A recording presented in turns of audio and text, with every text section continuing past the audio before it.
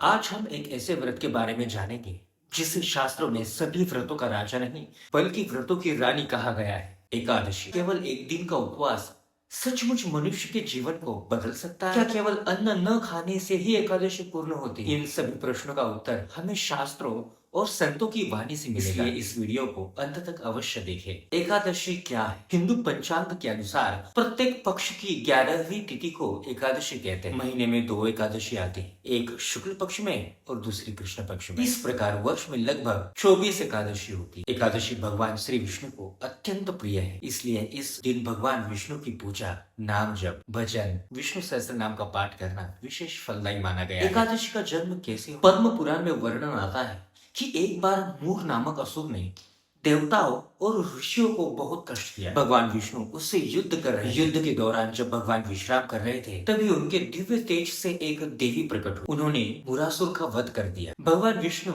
अत्यंत प्रसन्न हुए और उस देवी को वर मांगने को कहा। देवी ने कहा, जो मनुष्य इस दिन व्रत करेगा उस पर आपकी विशेष कृपा। भगवान ने कहा, आज से तुम्हारा नाम एकादशी होगा। जो श्रद्धा से एकादशी का पालन करेगा उसके पाप नष्ट होंगे और अंत में वो मेरी प्राप्ति करेगा। क्या केवल भूखे रहने से ही एकादशी है? हमें मिलेगा नहीं। संतों ने बताया है केवल अन्न छोड़ देना ही एकादशी नहीं है। सच्ची एकादशी का अर्थ है इंद्रियों पर संयम, क्रोध, लोभ, अहंकार से बचना, भगवान का अधिक से अधिक स्मरण करना, नाम जप करना, सत्संग और शास्त्र का अध्ययन कर, दूसरों की निंदा और झूठ से बचना। यदि मन भगवान में नहीं लगा और केवल भोजन नहीं किया तो एकादशी का पूर्ण लाभ नहीं मिलता। एकादशी का आध्यात्मिक लाभ शास्त्र बताते हैं कि एकादशी का व्रत मन को शुद्ध करता है, भगवान के प्रति प्रेम बढ़ाता है, पापों का क्षय करता है, इंद्रियों को नियंत्रित करने की शक्ति देता है, भक्ति में प्रगति कराता है। लेकिन सबसे बड़ा लाभ है भगवान की कृपा। क्या सभी लोगों को एकादशी करनी चाहिए? यदि स्वास्थ्य अनुमति देता है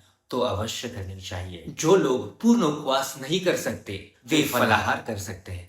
वृद्ध, रोगी, गर्भवती महिलाएं या जिनकी स्वास्थ्य संबंधी विशेष परिस्थितियां हो वे अपनी क्षमता और चिकित्सीय सलाह के अनुसार ही व्रत करें। भगवान बाहरी कठिनाई से अधिक भक्ति और श्रद्धा ही दिखते हैं। संतों की शिक्षा स्वामी राम सुखदास जी कहते थे कि एकादशी का मुख्य उद्देश्य शरीर को कष्ट देना नहीं बल्कि मन को भगवान में लगाना है। यदि भगवान का नाम, गीता, भजन और सत्संग में बीते तभी एकादशी वास्तव में सफल होती है। इसका निष्कर्ष ये निकलता है कि एकादशी केवल एक व्रत नहीं बल्कि आत्मशुद्धि और भगवान के निकट जाने का एक दिव्य अवसर है। यदि हम श्रद्धा, संयम और भक्ति के साथ एकादशी का पालन करें तो हमारा जीवन धीरे धीरे भगवान की ओर मुड़ने लगता है। तो आइए संकल्प ले कि अगली एकादशी केवल उपवास नहीं बल्कि भगवान श्री हरि के नाम, भजन और स्मरण के साथ मनाएंगे। बोलिए लक्ष्मी नारायण भगवान की।